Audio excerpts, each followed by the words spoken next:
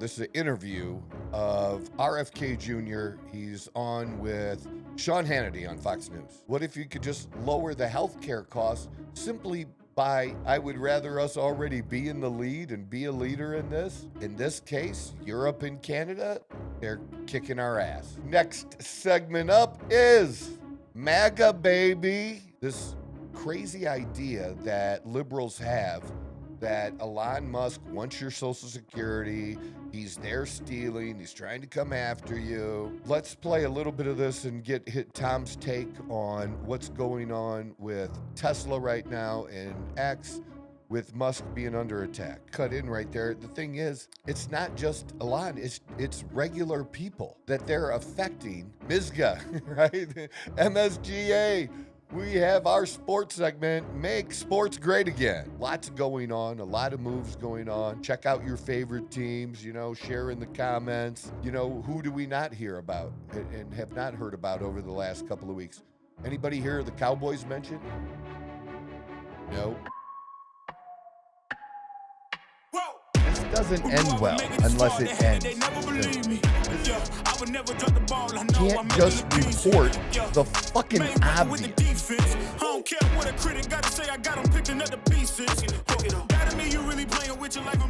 just a motherfucking jump. Just go. Let's fucking go. This is the Outlaw Apostle Podcast. I'm your host, Troy Neff. I'm the fucking guy. And my other fucking guy here in the room is Chase. Chase. What's up, man? How you doing today? I'm doing good, man. We might be moving to a new location soon. So we'll find out tonight. But we're on the hunt. Even if this isn't the one, this might be the time. I didn't know it was going to happen this year. I thought maybe we would stay here another year, but we're busting at the seams and we need more room. You need more room. Maybe we'll have a different setup. We'll have to redecorate. We'll see. We'll come up with something good, but I am excited about that, moving across the street, possibly into officially across the street's Queen Creek, and we're in Santan Valley here, so that would be awesome as well. I'm excited about that, and just as excited as I am about that, I am excited with the MAHA segments we've been doing and focusing on health and fitness and doing it more consistently. And the opportunity that we have in the country too. So let's do that. Let's do our MAHA segment. You've been listening to the Outlaw Apostle Podcast. It's real simple. Real simple. Hit the share button.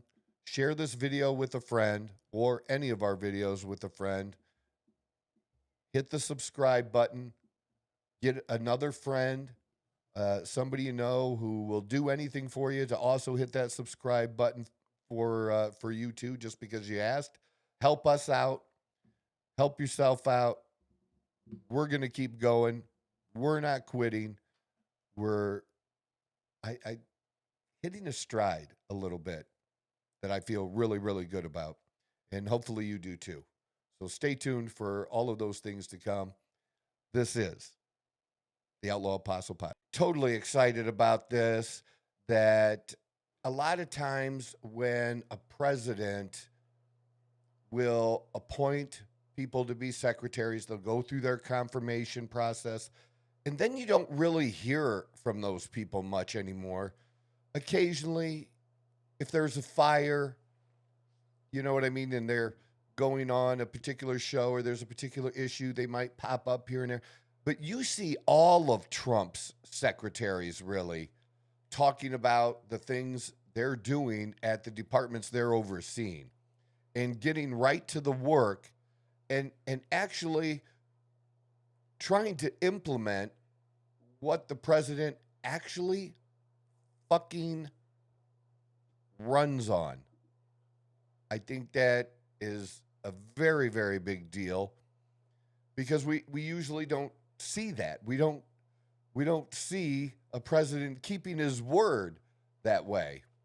And right now we have Robert F. Kennedy, who was just approved not very long ago, did not have an easy time going through the process.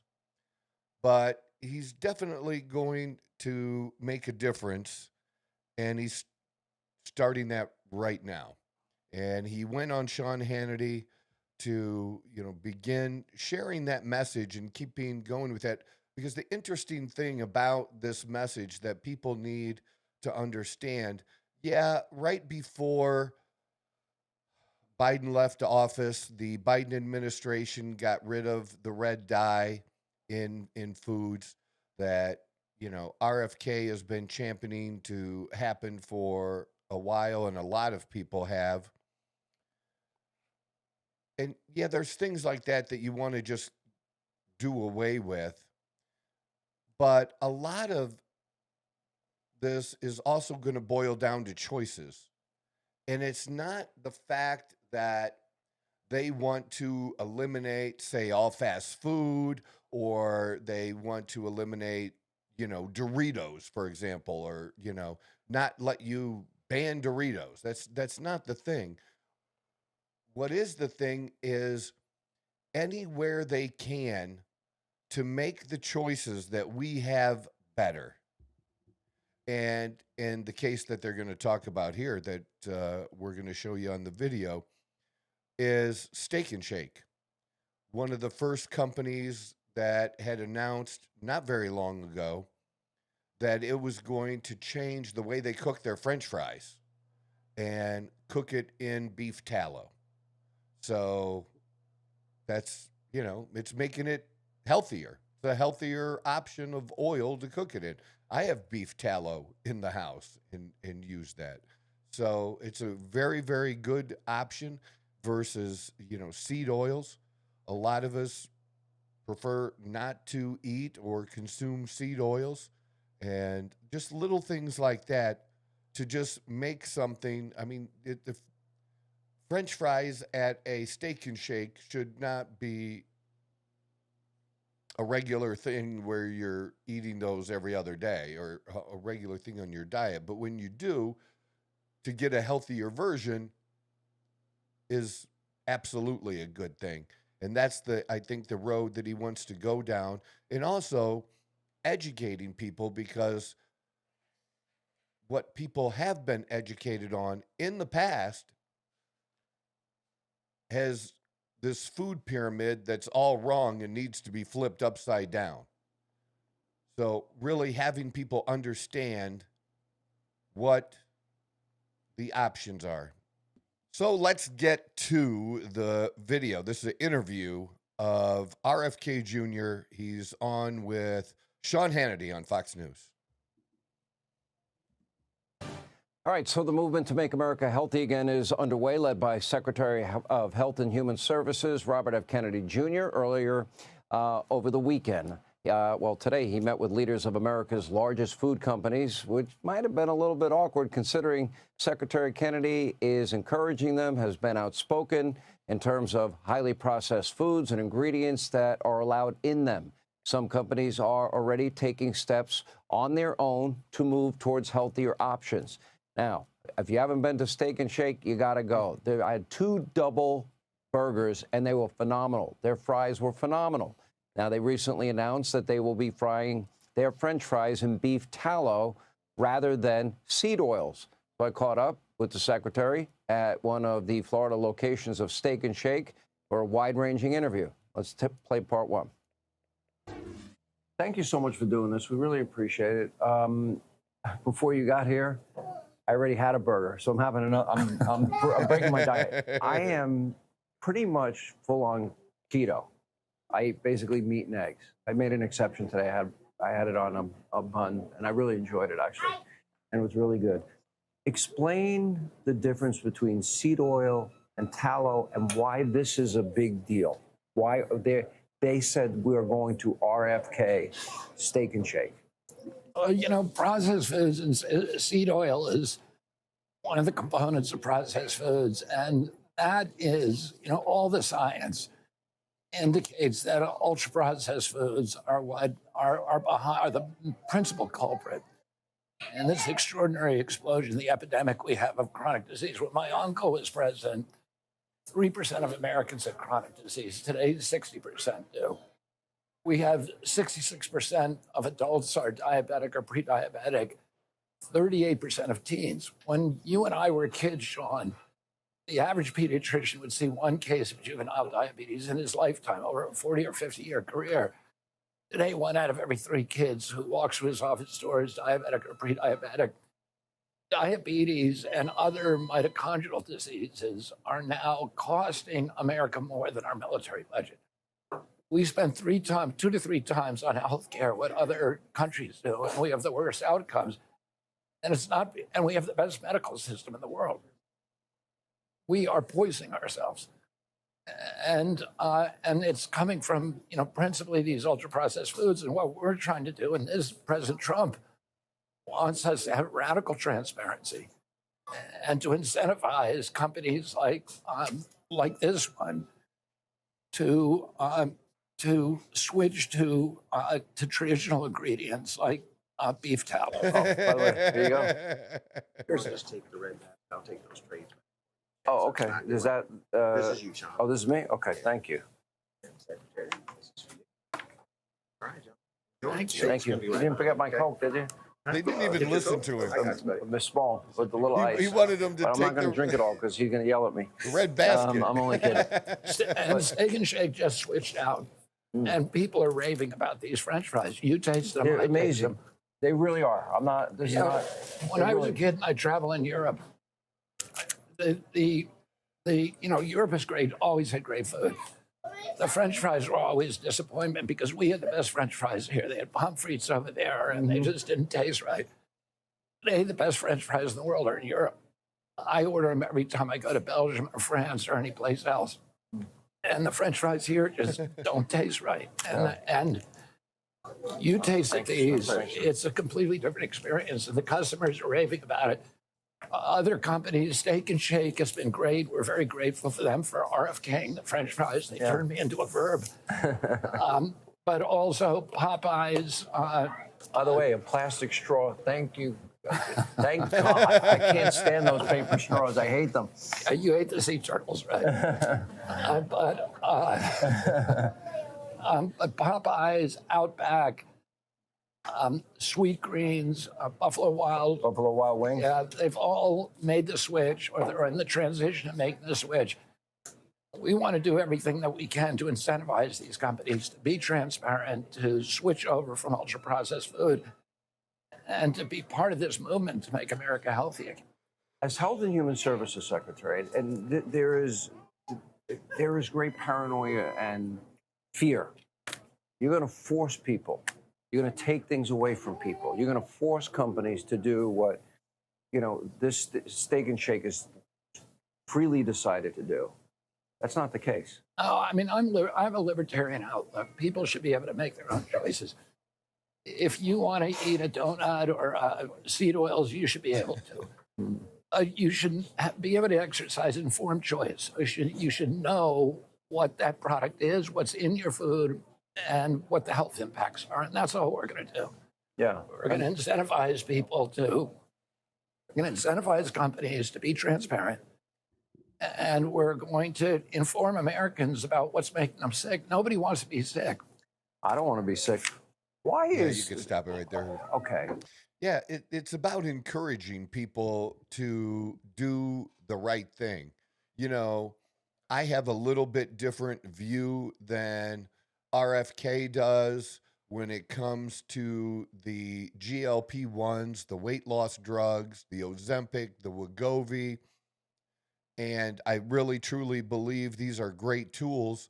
But as good as these tools are, if somebody doesn't change their lifestyle, they're just not going to work well or work as effectively as somebody understanding that they do need to eat better, which just simply means getting more good protein into their bodies while they're doing it, or regardless, even if they're not doing it, they're not using a drug and they're just doing a diet, eating more protein and getting rid of the highly processed foods that taste really good. I get it. But eliminating that, eating whole foods, going on the outside of your supermarket, right? That's where it's really at. And doing those simple things to help themselves be healthier and eat less. These foods that they make now, these highly processed foods that they make, are made and designed to make you eat more. I don't know how else to say it. They're just not filling. You don't get that filling satisfaction. So you eat more because, yeah, you will have people say, look, what matters is total calories. And if you keep it within your total calories, yeah, that's true. But most people aren't tracking their calories, and they're not going to be able to stop or stop very often. They're not, they're going to eat the whole bag, which is what happens. I mean, when we talk about the number of Americans that are obese, it's just under 50%.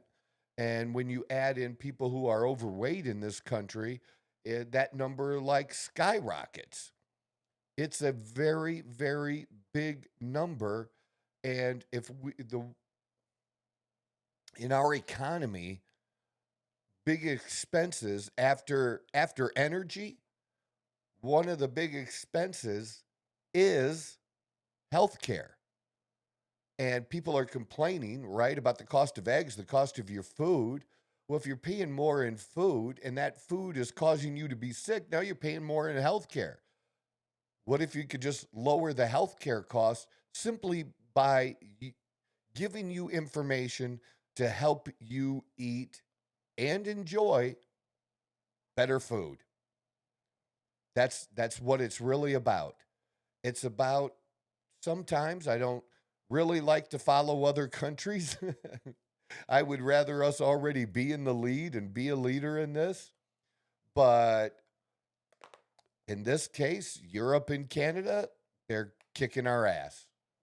They're doing a better job at protecting their citizens by keeping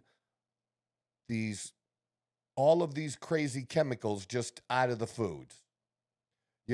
We've talked about Fruit Loops. They still have Fruit Loops in Canada. They're not eliminating Fruit Loops, but they've eliminated the food dyes and replaced it with coloring that actually comes from whole foods, that comes from other foods. Now, it's not as bright, it's not as pretty. I haven't tasted them, so I can't tell you about the taste, but they still exist. They didn't get rid of it. And even this better version that they have, I wouldn't necessarily recommend it as a regular morning thing, but it getting rid of the things that we pretty much knew based on science, because y'all want to follow science, right? Based on science, contributing to the causes of cancer, yeah, that's probably a good thing that we eliminate that. Not eliminating the food, saying people can't eat in it, but stop putting things in it that we know are not good for us. Maybe, we knew about it or didn't know about it when it was first started. And that is that we have different processes in this country than we do other countries. We don't make them prove that these chemicals are truly safe before they're added to the food. It's later on down the road when some things happen that they're like, hey, there might be a problem over here, that then we do something about it. Maybe we need to, and I think that he's going to target that too. RFK Jr. is going to target the process and how this stuff is approved. But it's a big department. There's a lot of people involved, but everybody is getting to work doing these things. And I think it's absolutely, fantastic that they're doing it. Last night, it was late. We were hungry, and it was after 9 o'clock, and we hadn't had dinner. We went to In-N-Out, Dawn and I get their lettuce wrap burger. I didn't get the fries. The fries actually didn't look very good, but I didn't get the fries, and I got a Diet Coke. But I got my protein, and for the money, it's a pretty good value. You know, when you compare it, I like Five Guys too. I'll get a lettuce wrap burger there, but I will, for what it would cost me for just me to eat at Five Guys, both Dawn and I can eat with that same amount of money, that $23 at In-N-Out. So value-wise, I think that's why they're always busy. They do the simple thing very good. I just wish they would add bacon. If they added bacon, they would be the fucking king in my book. But it's a fairly healthy choice to eat there by getting rid of the bun, not eating the French fries. I don't know if their French fries are cooked in tallow or whatever, because I'm not eating them anyways. And I would, even if they were cooked in tallow, it would still probably be rare for me to eat, In-N-Out burgers, French fries. So there is a way to help people find a way. Now, is that better than us just cooking a burger at home? No. The burger at home would be even way better. But in a crunch, there are times that we have to do certain things or make certain compromises, and that's just what we did there. Just like I share with you about Chick-fil-A. Same thing. But again, the In-N-Out burger was half the cost of Chick-fil-A too. So, and that's getting two double burgers, like Sean Hannity did. But I didn't eat the bun, and it's sloppy as fuck. But dang, that's the best sloppy I've ever had. Oh, and I don't get their mayo sauce either. Just ketchup and mustard. They have some mayo-based sauce that's kind of In-N-Out's whole thing. Their spread. Yeah, their spread. Yeah, I don't get that either. I eliminate that. So those two things, I eliminate probably 150, 170 calories, somewhere like that, just by changing those two things. So it's just about choices that we make. And I'm totally excited about this. Here's somebody that's representative too. This dude is fit too. I mean, you might want to check it out. He's on social media. I think they have some different videos of him doing push-ups or doing different things. But yeah, RFK is a beast. For his age, he's fit, he's healthy, and that's what we want for everyone. And so I really excited about this. Let's see, like right after this, there was one more thing I wanted to hear. Go ahead and hit the play again. Tallow, seed oil, but then there are other healthy oils. Like, for example, avocado oil is considered healthy, or olive oil. Or butter. Butter, straight Olive oil, right. But my daughter, who's like you, she went into my house a couple of years ago, and she wiped out the Smart Balance, wiped out the margarine, wiped out any seed oil. Good for her. And she cleaned out my whole pantry, and she bought me the things that she said, "Daddy, this is much better because I like to cook."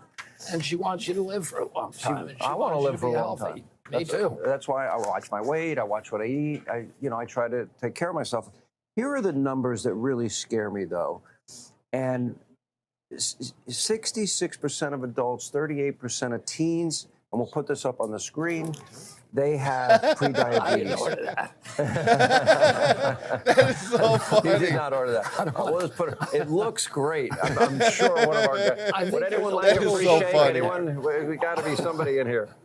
But I want to go Maybe back. we can just You want? Okay, 80% of American adults, Look at that 50% of number that I teens are said. overweight and obese. We have an obesity epidemic in this country. 77%, according to the Pentagon, Americans do not qualify for the military because of their health. 40% of our teenagers struggle with anxiety now and depression. Which you know, there are studies coming out of Stanford and Harvard that show a lot of mental illness, including anxiety and depression, are related to food. And that changing your diet, food is medicine. By changing your diet, you can lose some of those diagnoses. And you know, this, Sean, is a uniquely American problem. This is not happening All right, like it that's is good. here I appreciate elsewhere in the that. world. So what's important about what they said there, and let me go into a little bit more detail of what was not said, is a number of the things that are in our foods that we eat, and the reason it affects people's psyche, their mental health, is because it's affecting their hormone levels. It's increasing estrogen levels. It's lowering testosterone levels. And that's what is happening in the process that's causing that. That's the direct correlation between there of what's causing the depression, the anxiety. And I know this because of what I do working with people. And when I help people increase their testosterone levels, get their hormone levels right, their mental health improves. And it's just amazing. It's part of the overall thing of what when we talk about testosterone, which is so great. And so, and these foods are affecting our young people faster than it did for us years ago, because as a kid, you know, even though my mom made mashed potatoes and, you know, meatloaf, even though comfort foods, you know, you got the gravy, it was still whole food. She made gravy, you know, from the drippings of the meat. You know, the potatoes she peeled. You know, she added real whole milk to the potatoes. It was real whole food. So for some of us, you know, it didn't affect us as young, but as I got older and then more of our foods became like this, then it's affected me as well. And then it's up to me to do more to make better choices so that doesn't happen. But for our younger generation, they've had these ultra processed foods their entire life. And so that's why we're having guys that are 28, 29 years old with low T, and that was never a thing in the past. But that's what's causing it, and that's the correlation there in the food that he was talking about. He doesn't bring up hormones, but that's what's happening. And I do encourage people, I mean, just from changing and it's a good first step, before you get tested for your testosterone. I would do that anyways, still in that first things you do. But, you know, before you treat it, absolutely, I am all for people making the lifestyle changes with exercise and their diet, true lifestyle change, to see how they can get their levels better just from that alone. And it will improve it. But in a lot of cases, it's not enough. People are still going to need the help of the hormones, and it's available. In most cases, it's not too expensive if you know the places to go. And you're just going to feel better and live better and be happier.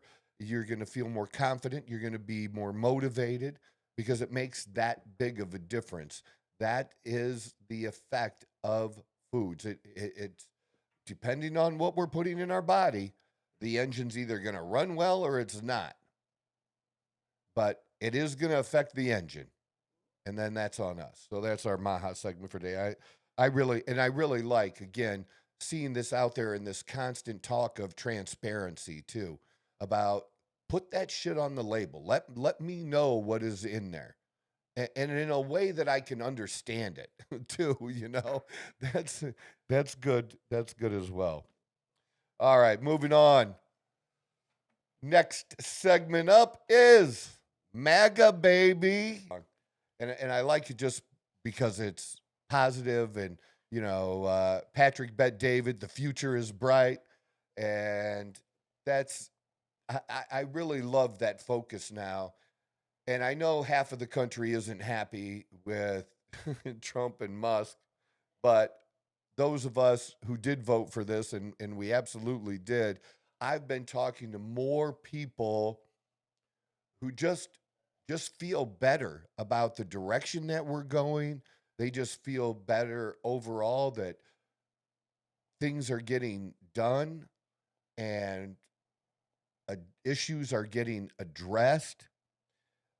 What is crazy is since the election, I had predicted before the election that I was concerned about riots. And that didn't happen. And it didn't happen at the inauguration either. You've had small things. We've had little small protests. The thing about the protests that we have had, though, they're not just people. These are organized protests with paid-for protesters. This isn't really truly about people who are upset and take to the streets over some policy or something that they don't like. It's not like that at all. It is organized, an organized resistance. And I think it's obviously, because it's not authentic, it's less effective. I don't think it's been effective at all or helped at all. Tom Bilyeu, in his podcast, and remember, he was one of the people that was a part of the original group and founders of Quest. He's recently taken on more. I mean, he does great interviews of people, but he's taken on more of a role of adding shows and just talking about what's going on in the world. And he has a pretty good perspective. I wouldn't call him a conservative necessarily. I don't know how I would really frame it, but he does a really good job, and I appreciate his take. And he's also really into the AI or the tech side of things and where things are going to. And speaking of the tech side, we have Elon Musk, who did not need this crazy idea that liberals have that Elon Musk wants your Social Security. He's there stealing. He's trying to come after you. None of these people cared about the subsidies that his companies like Tesla got when prior to him buying X and then a year later supporting Trump, right? Prior to that, the people on the left loved him. At least it sure seemed that way, because the opposite now is they're attacking other liberals, which makes no sense to me, because who do you think are driving these Teslas?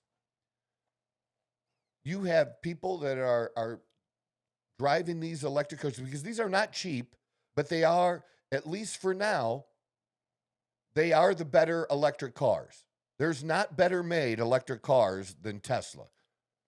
Nobody else has that kind of lineup and the kind of quality that goes into it. Nobody else has it that they have. They really pretty much dominate that area.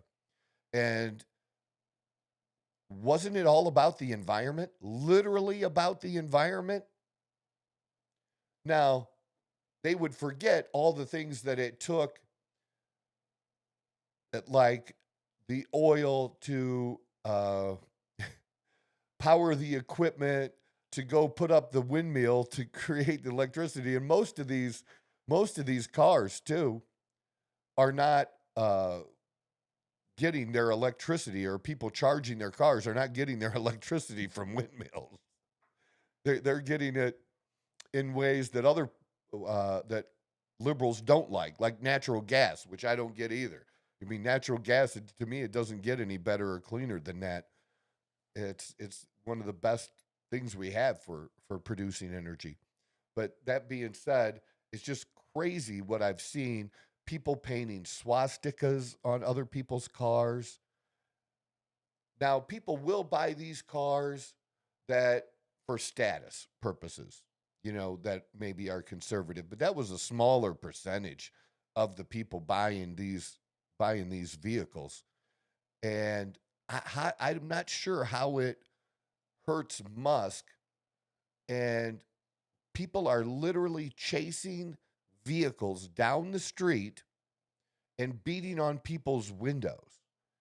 And I'm just thinking, what if I would lose my shit if somebody was pounding on my vehicle and I had a child inside. You trying to traumatize my kids, or that wouldn't go well with me. I would, you said when we were talking beforehand, you'd shoot them. That would happen here in Arizona. And I'm feeling threatened in that way, because that's what it is. What do you think? I mean, somebody that's willing to do that, what do they expect that's going to happen? Me, I would get out, because I know me and I have gotten out before.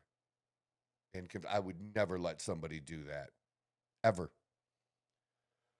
So let's play a little bit of this and hit Tom's take on what's going on with Tesla right now and X, with Musk being under attack. Drew, this is the most disruptive moment in history, and Elon is giving everybody a lightning rod for their frustrations. This is crazy. It's getting scary at this point, because if it's not the dealership, it's X. If it's not X, it's attacks on the cyber. He's getting hit on all different directions. All different fronts. Let's just start at the top. He posted this recently. Why are liberals so violent? Legacy media propaganda is a major part of the problem. And this is in response to Kofi Times News saying, I saw a cyber track in my city for the first time yesterday. It made my blood boil. I had to resist the urge to follow the guy into the mall parking lot and kick the shit out of him. And that's how I feel about supporting Elon. I'm not kidding. It crossed my mind. And then I thought about it, just putting a rock through the windshield while I was charging at Limridge Mall. Maybe next time. And then somebody in Oregon actually did that. They threw Molotov cocktails inside a Tesla dealership. And then 7 days after that, they sprayed 7 shots through the window. Luckily, nobody was hurt except a bunch of Cybertrucks. This has to be connected, right? This rhetoric and these attacks. You've got the perfect storm of a moment of disruption that is so fast and so profound that it provokes a level of anxiety, even in people like me. I love technology. I actually like change, but there is a rate of change that is hard for people to metabolize, to be able to look into the future, even 3 or 4 years, and feel like, okay, I know where we're going to be, provides a tremendous amount of comfort to people. Mm-hmm. When you look into the future 6 months and you can't imagine where things are going to be because you constantly have things coming across your feed that are, each one is so spectacular that they almost become just white noise. It's just happening so fast. And the fact that Elon stepped into the political sphere, which is already one of the 3 things I say never to talk about, you've got him at the nexus of that anxiety-provoking change, as well as taking a very aggressive political stance in a way that is like designed to provoke maximum insecurity, with him being, with the chainsaw and like, I'm going to go in and just cut all these departments. People are just not here for it. And then on top of some people, I should say. And then on top of that, you have this left-right divide where people are racing away from each other from a value systems perspective as fast, certainly in my life, as I have seen people race away from each other. Mm-hmm. So if you have these very limbic brain emotional responses to what's happening, you need somewhere to place the frustration. You need a way to act out. This is like when you think about why do humans yell when they get frustrated? You have this incredibly strong urge to make physical your frustration. This is why, or your emotion, that's a better way to say it. We have an extreme drive to make physical whatever strong emotion we're feeling. This is why when people are nervous, they will jitter their body around, they'll shake. When you're angry or scared, you're going to yell, you're going to verbalize. We just have this need to externalize it. Yeah. And so one thing we haven't talked about, and I don't know if you have it queued up later, there was also an armed assailant at the White House who was shot trying to breach security. So people just have this need to externalize. So whether it's vandalizing Tesla vehicles, you're seeing more people spray paint on them, key them. In fact, keying, I know for sure. I think people have been spray painting them as well. But They have. finding some way to express their frustration on the physical edifice of the thing that they dislike. I saw this a lot as the green movement really started to pick up steam. You would see people spitting on Hummers and defacing Hummers. And so it's this same impulse that people have, but Elon gives them a singular individual to target and go after. And that's where it gets worrisome. That He's so a many people. Well, the representation thing of all is, those let me things. Yeah. cut in right there. The thing is, it's not just Elon, it's regular people that they're affecting. And people have if somebody wants to sell their Tesla because it's now become a symbol of supporting Elon, well, then sell it. But that probably wasn't the reason they purchased it in the first place. And attacking these people, it doesn't affect Elon Musk one bit if you're targeting just your neighbor by doing this. Now, maybe there's, as I was saying that, it's coming to mind that maybe there's an effect on Elon Musk because now maybe some people that maybe had been interested in purchasing one are not going to now, simply because it's not worth the hassle because somebody's going to destroy their vehicle or do something to their vehicle. I mean, it's a terrible thing for somebody to walk out of a store and go up to their vehicle and for it to be randomly keyed, not by an ex-girlfriend, right? That was bitter, but just randomly keyed. That's horrible. But now we're talking about a specific vehicle and targeting it and a group of people. And it makes no sense. These were the same people that told us they cared about the environment. I'm pretty sure setting them on fire is not good for the environment. That cannot be a thing. And it just, you have a right to drive whatever you want to drive. My opinion about that and feelings about it should not matter one bit. Targeting him or targeting your neighbor and committing this violence, this is why the January 6th shit didn't fly. That was one day that some conservatives, or whatever they were, acted out. One day. And all we saw prior to that was a whole summer of violent protest and burning of cities, people burning businesses, and just people stealing, looting, just people out of control, taking over and police stations, literally shutting sections of the city down, and that became no-go areas. That was insane. And this is working towards that same thing. And it's not just here. I think the one dealership that was attacked that I saw was in France, I believe. So it's like in other countries even. I don't understand it. Hate the guy, get your viewpoint out there, do a podcast, vote, leave your neighbor's car alone. Just leave your neighbor's car alone. That's just, you're not going to win over voters. You're not going to win anybody that's wishy-washy or maybe independent and voted for the conservatives. You're not going to win them over with that kind of crap. It's not going to work. And it hasn't worked. And in fact, you're probably going to push them even harder over to the other side because they just know that it's what you're doing is absolutely not right. It's not right. So there we go. There is our MAGA segment. Next. Oh, MSGA, right? MSGA. We have our sports segment, Make Sports Great Again. Pittsburgh Steelers finally made some moves, and it wasn't in the quarterback area. I was actually surprised. A lot of people have been talking, pundits, experts, thinking that maybe Justin Fields would stay in Pittsburgh and get signed. And then also Sam Darnold, and of course that didn't happen.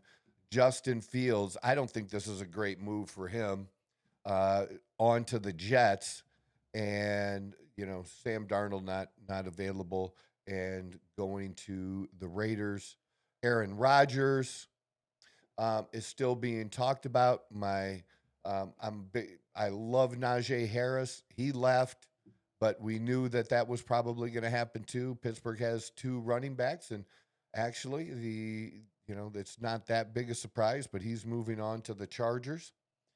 But I am overall pleased. I would have been really okay with Justin Fields staying in Pittsburgh, but going to something Pittsburgh has never done is really spend big money in free agency or in a trade. And this was a trade that they had with Seattle for Metcalf. And this guy is a big dude.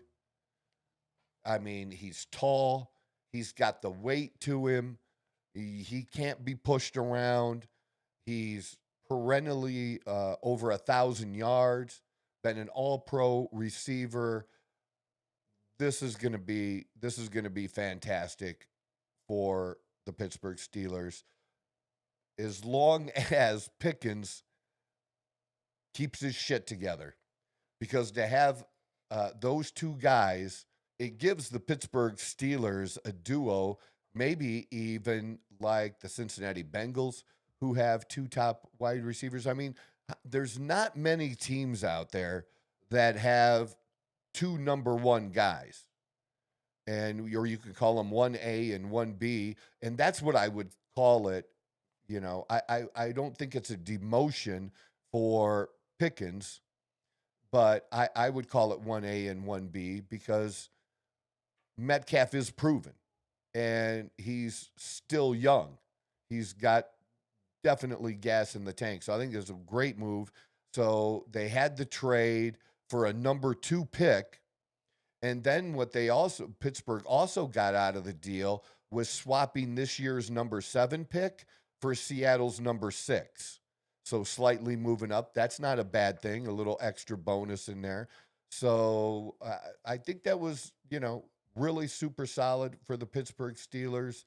And something that we were hoping was going to happen really from the time of, the 23 season ending. And then training camp and everything, we kept wondering, what's going to, even during the season, are the Pittsburgh Steelers going to get someone? They were mentioned. Anytime a receiver was available, Pittsburgh Steelers were mentioned.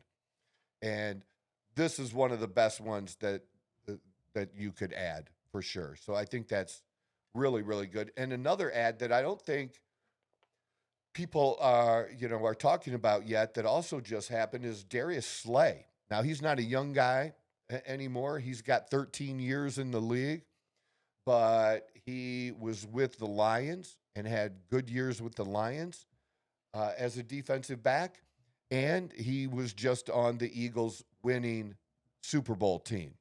He's an excellent player, and we have some good people back there. Pittsburgh Steelers, our secondary really was good. This adds a good player, and with the other people we have, maybe start to get a little depth too. So that one I was a little surprised. I hadn't seen anybody talking about, Pittsburgh trying to get, the talk was really him going from the Eagles, going back to the Lions. So I was really, really happy with that. quite honestly, that another good ad for the defense. Now the focus is back on the quarterback. We thought they were going to focus on a quarterback first, but I think what this does is by having this in place is going to make other quarterbacks think about this is a good place for me to go. This is a place that wants to win now, and that's what Pittsburgh is doing. They're going for the win now thing, and that would definitely be the case if you see somebody like Rodgers or somebody added to the team, because Rodgers doesn't have a lot of gas left. He's on fumes. But how good are those fumes in this next year? We'll see if that happens or something else. And then, like I said, drafting a quarterback too. But definitely some quarterbacks are going to have maybe a little bit more interest in coming to Pittsburgh, seeing them add a player like that, who's just going to make you better. It just makes your life better to have somebody like that can catch the ball for sure. So lots going on, a lot of moves going on. Check out your favorite teams, share in the comments what's going on with your team that you really like. Follow me on social media, and you can share, because I'll be posting, stuff like this too on my Facebook or maybe Instagram account. Yeah, they haven't, the deal hasn't been made with Brock Purdy yet, have they?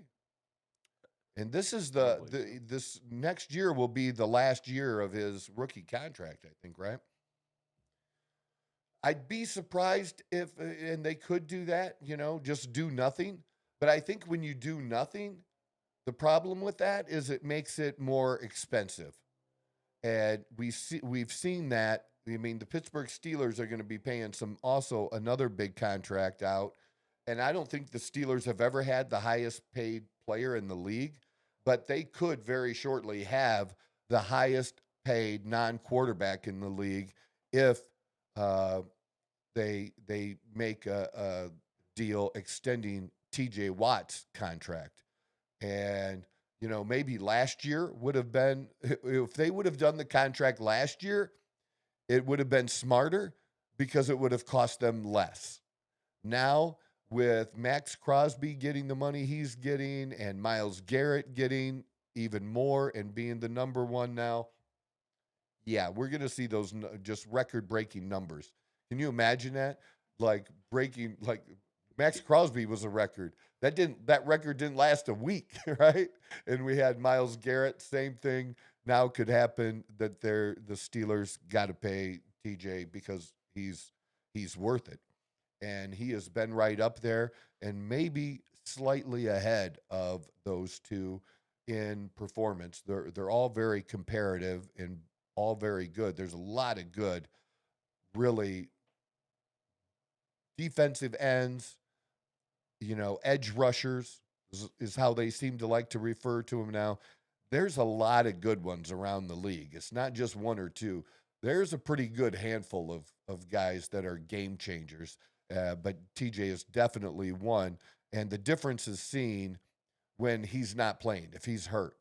The Steelers' record without him in uniform is absolutely not as good as it is with him in uniform. So you definitely want that guy in uniform. But this is a fun part of the season for us, fun part of the offseason for us football fans is the trades, seeing, if our team is going to step up to the plate.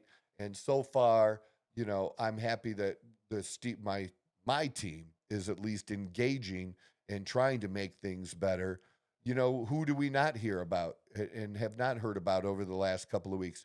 Anybody hear the Cowboys mentioned? Nope. Nothing. So, that probably sucks a little bit if you're a Cowboys fan. Like, well, what's my team doing? I don't know what they're doing. I don't. But I am happy that my team is trying to get better, and hopefully that continues in the draft too. And we'll see. We've been much better. The general manager, Omar Khan, has been maybe one of the best general managers in the league, and certainly one of the best all time for the Pittsburgh Steelers too. Besides I don't know who it was that put the team together, back in the 68 through 74, that created the Steelers dynasty at that time, but still very, very good. So I'm excited about that. Yeah, that's kind of what we had for sports and things going on.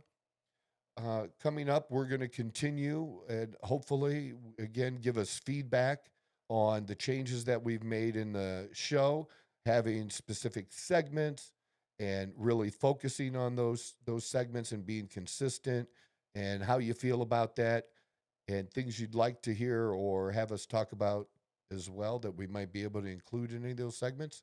Hit us up. We're all about that. We want to get better. We're focused on getting better, and we want you to be a part of it as we do it. All right, we are done for today. This has been the Outlaw Apostle Podcast. I'm your host, Troy Neff. I'm the fucking guy. Whoa! Who knew I would make it this far? They hated, they never believe me. Yeah, I would never drop the ball. I know I make it look easy. Yeah, Mayweather with the defense. I don't care what a critic got to say. I got them picking up the pieces.